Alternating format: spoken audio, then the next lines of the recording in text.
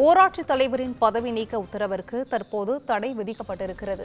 கூடுதல் விவரங்களை செய்தியாளர் ஜான்சன் வழங்கிட கேட்கலாம். ஜான்சன், வணக்கம். இது குறித்தான முழு விவரங்கள். சிந்துஜா வேலூர் மாவட்டம் தேவிக்குப்பம் அடுத்த நாகல் ஊராட்சி மன்ற தலைவராக பாலாசேகர் என்பவர் இருந்து வந்தார்.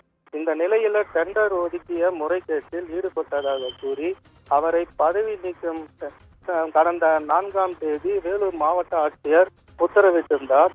இந்த உத்தரவை ரத்து செய்ய கோரி பாலாசேகர் சென்னை உயர்நீதிமன்றத்தில் மனு ஒன்றை தாக்கல் செய்திருந்தார்.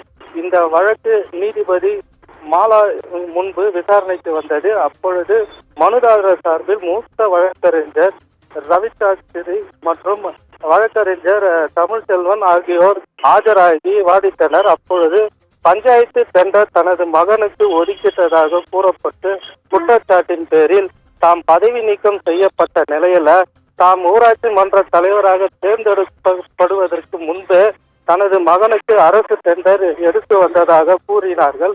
இது தொடர்பான விசாரணை தொடர்ச்சியாக ஆஜராகி விளக்கம் அளித்து வந்த நிலையில பதவி நீக்கம் செய்யப்பட்டதாக தெரிவித்தனர்.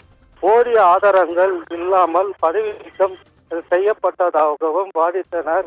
இதனை தொடர்ந்து பதவி நீக்கம் செய்யப்பட்ட உத்தரவை இடைக்கால தடை விதிக்க நீதிபதி மனுவை குறித்து மாவட்ட ஆட்சியரிடம் பதிலளிக்க உத்தரவிட்டார். இந்த வழக்கு ஆகஸ்ட் 25ஆம் தேதியை ஒத்திவைத்தார்.